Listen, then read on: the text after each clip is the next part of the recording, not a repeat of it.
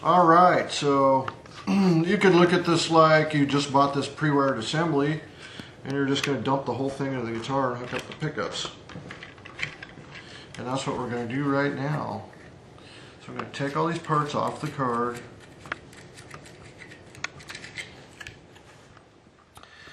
I'm going to drop all this in there without spilling anything.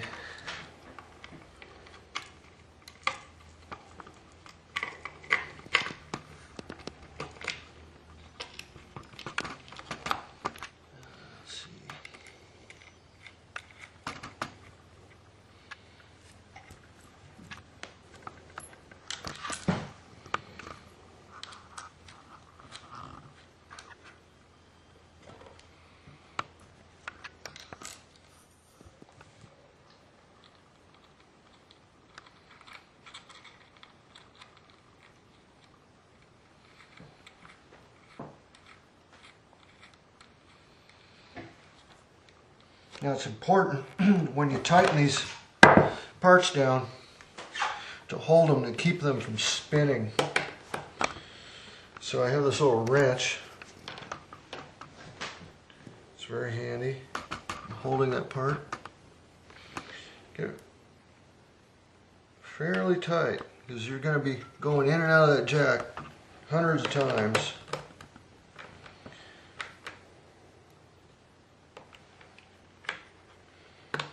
Same thing with the pots. You're going to be working the pots, so you want to make sure they're reasonably tight.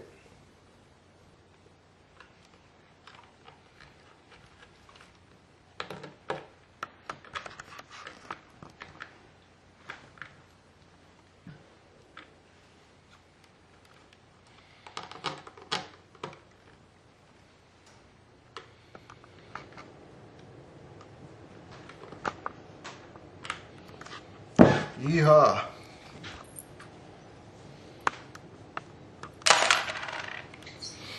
Now this little guy here, I have a set of pliers. You have a serrated jaw there. It just takes real light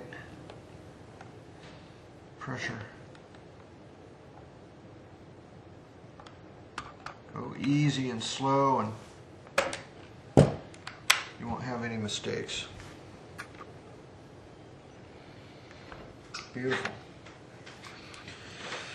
This little wire here is connected to one of these studs here. And I can prove that to you. It's called a continuity meter. It's actually an ohm meter, but it has a little setting on it where if you touch the two leads together, it'll beep. So I touch one end of that wire. And what that does is it grounds your strings. So when you actually have your hands on the strings and you're playing, it'll eliminate most of the 120 cycle hum, which is, every guitar has 120 cycle hum. It's a shielding. Shielding removes a lot of the 120 cycle, as does touching the strings. So it's normal if you let go of the strings and you have your guitar turned up that you're going to get some level of buzzing, more so than when you have your hands on the strings.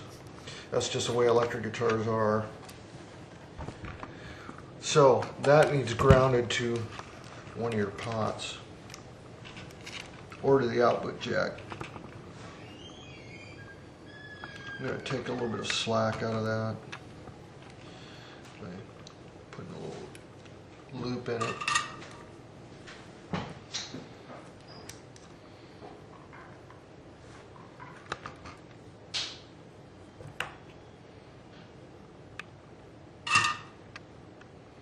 Now I need to figure out which one of these wires is which pickup.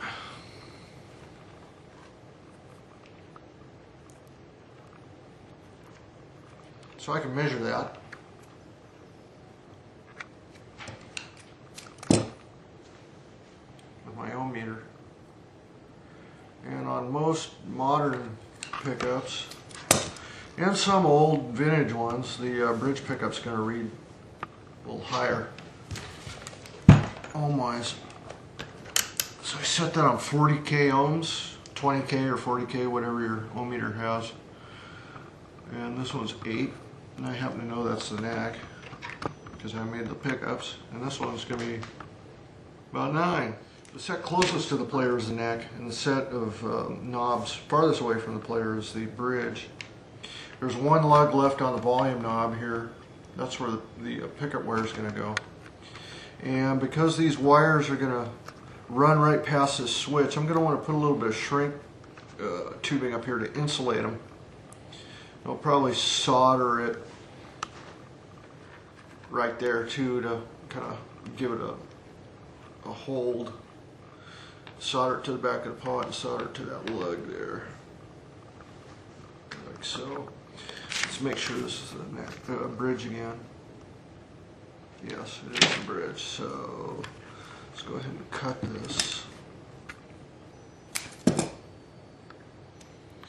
Get a little piece of this heat shrink.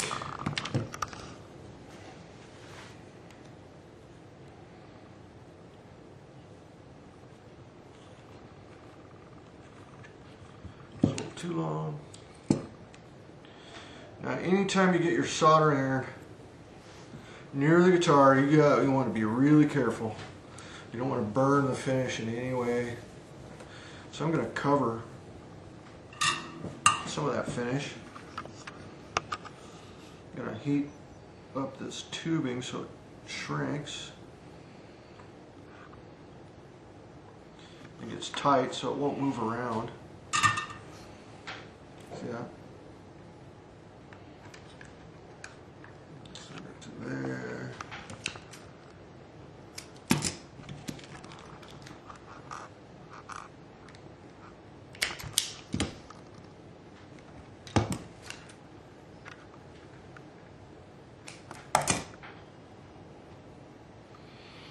I might as well go right to that eyelet first. And then solder the grounds. So once again, because I'm going to have molten solder, I want to cover up that finish.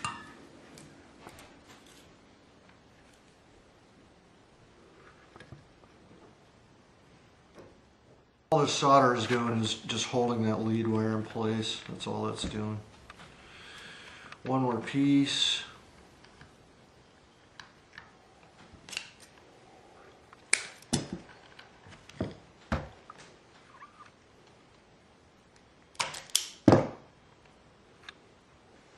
One thing that happens is sometimes a guy will get one little stray, little piece of shielding like that and not see it.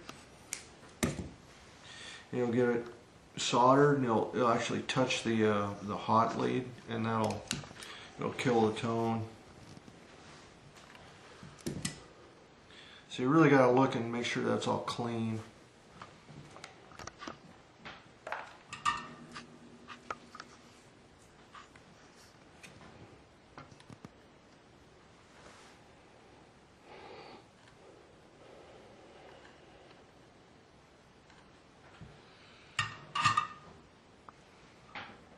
Ta-da, look at that. Look how clean that looks.